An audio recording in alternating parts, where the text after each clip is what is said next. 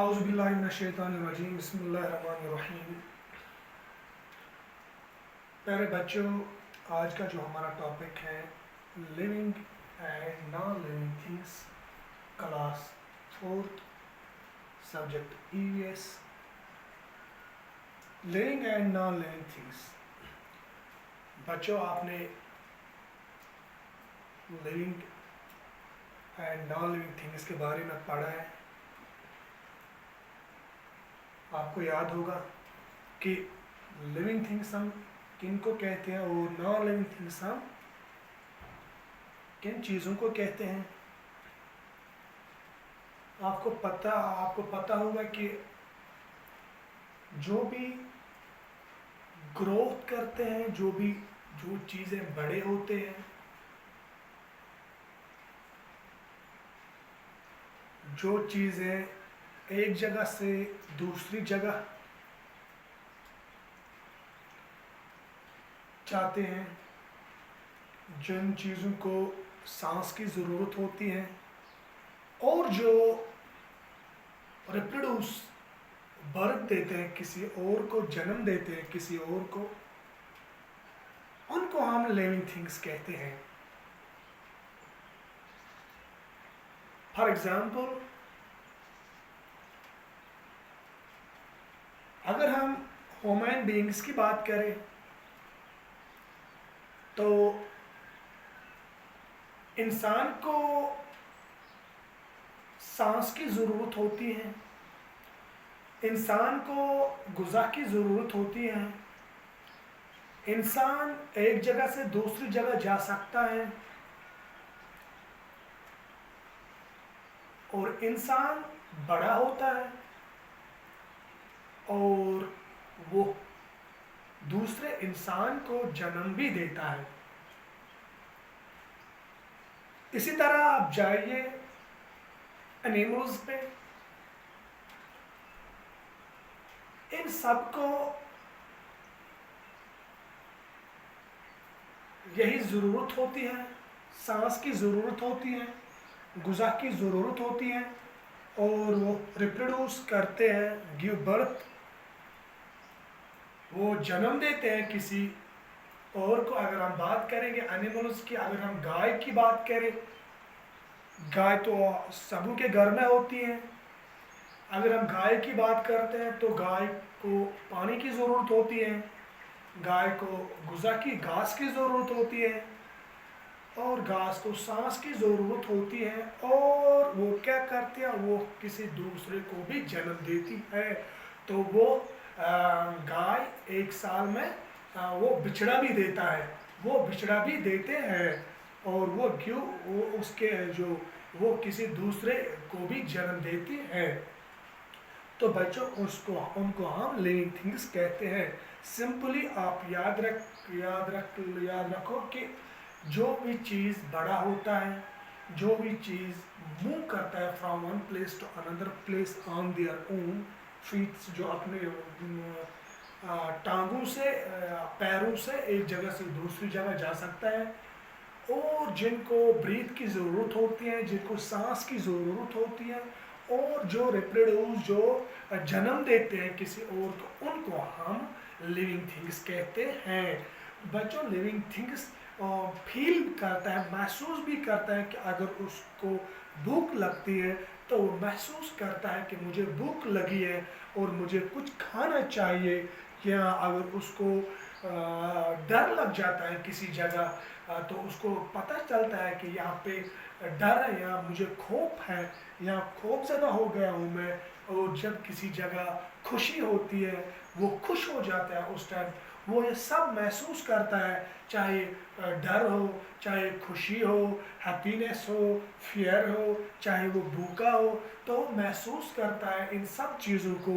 और सबसे बड़ी बात क्या है लिविंग थिंग्स की, कि उसको अल्टीमेटली वो डेथ हो जाती है, वो die, living things ultimately die, वो क्या मर जाता है।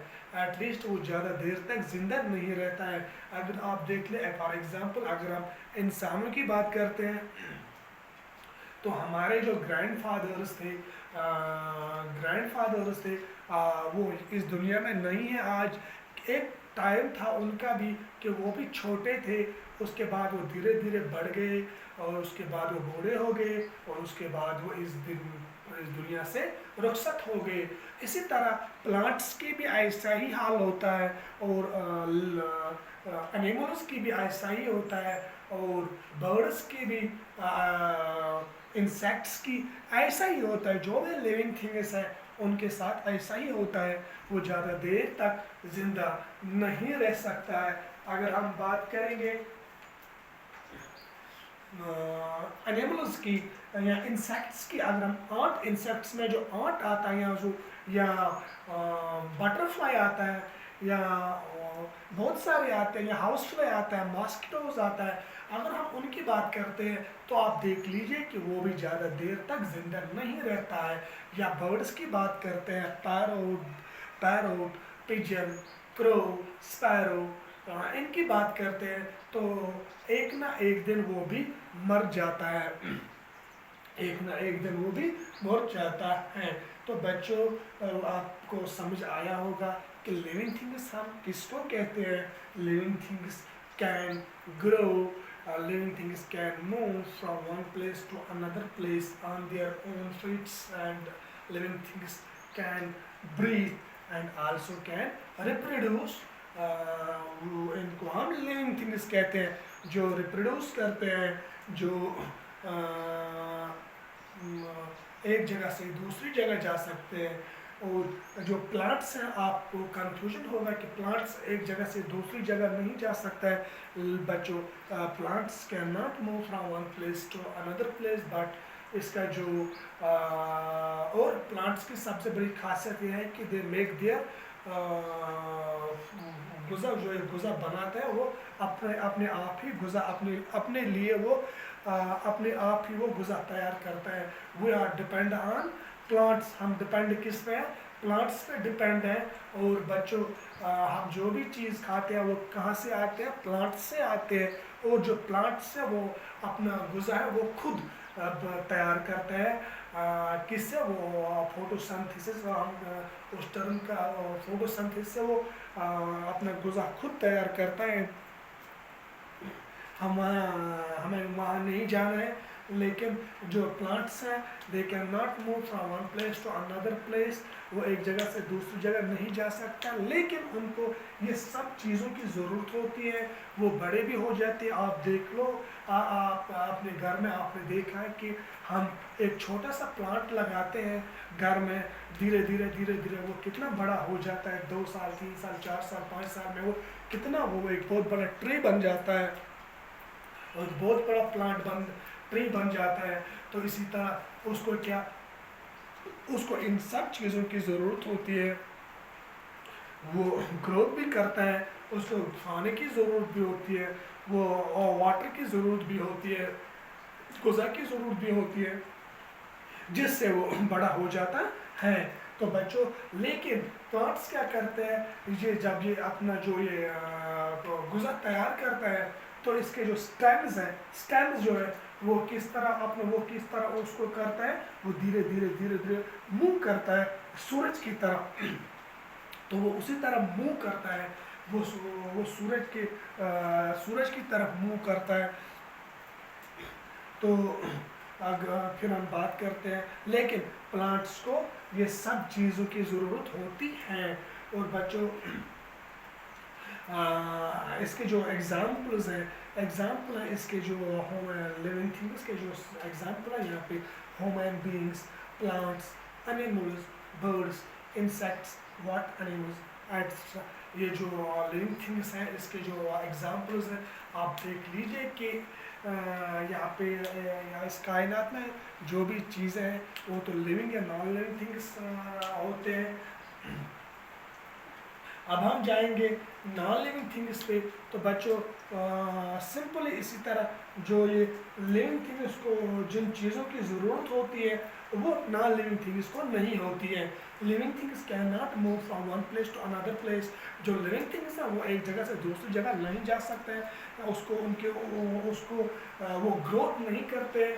तो बच्चों आप देख लीजिए कि जो ये पत्थर है, यहाँ पे जो स्टोन है, यहाँ पे आप देख लीजिए ये पत्थर है। अगर आप देख लीजिए कि इस वक्त ये इतने, इसका साइज इतना है, अगर 10 साल 20 साल 25 साल इवन के 100 साल भी अगर हम इसको देखेंगे तो ये इतना ही होगी। ना ये बड़ा इससे बड़ा हो जाएगी, ना ये इससे छोटा हो जाएगी, और ना ही इसको गुज़ा की ज़रूरत होती है, ना ही इसको सांस की ज़रूरत होती है, ऑक्सीजन की ज़रूरत होती है, ना ही इसको गुज़ा की ज़रूरत होती है, ना ये किसी दूसरे पत्थर को जन्म देती है, ना ये किसी दूसरे पत्थर को जन्म देती है। अगर इसको हम यहाँ रखेंगे 10-15 साल, ये किसी दूसरे पत्थर को जन्म नहीं दे सकेगी, ये दूसरे पत्थर को जन्म नहीं दे सके। इसी तरह बच्चों अगर आप देख लीजिए कि जो ये यहाँ पे ये जो गिलास है, यहाँ पे ये भी गिलास है, यहाँ पे आप देख लीजिए ये गिलास, ये भी नॉन लिविंग थिंग्स है।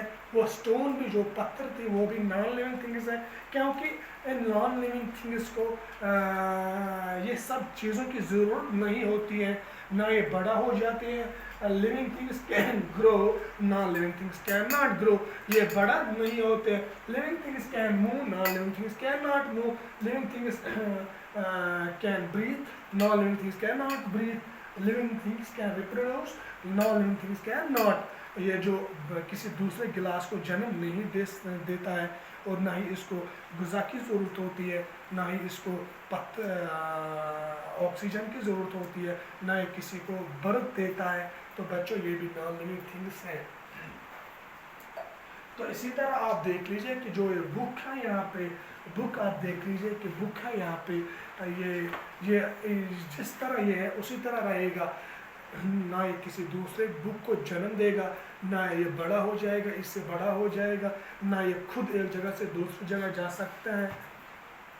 इसी तरह white board, marker, table, chair, house, cardboard, Windows,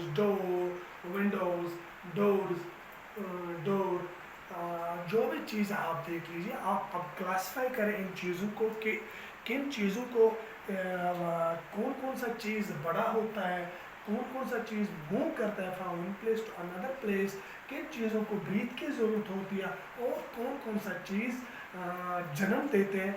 आप इनको आप एक अपनी जो नोटबुक है उस पर आप उनको क्लासिफाई करें कि किन किन चीज़ों को ये ज़रूरत होती है और किन किन चीज़ों को ये ज़रूरत नहीं होती है। अब आपको समझ आया होगा कि लिविंग थिंग्स हम किन चीज़ों को कहते हैं, और जो नॉन लिविंग थिंग्स है वो किन चीज़ों को हम कहते हैं। तो बच्चों अपनी नोटबुक पे इनको क्लासिफाई करें कि हम किन किन चीज़ों को इन सब की ज़रूरत होती है और किन को नहीं होती है। जिनको ज़रूरत होती है उनको हम लिविंग थिंग्स कहते हैं, और जिनको ये चीज़ों की ज़रूरत नहीं होती है उनको हम नॉन लिविंग थिंग्स कहते हैं।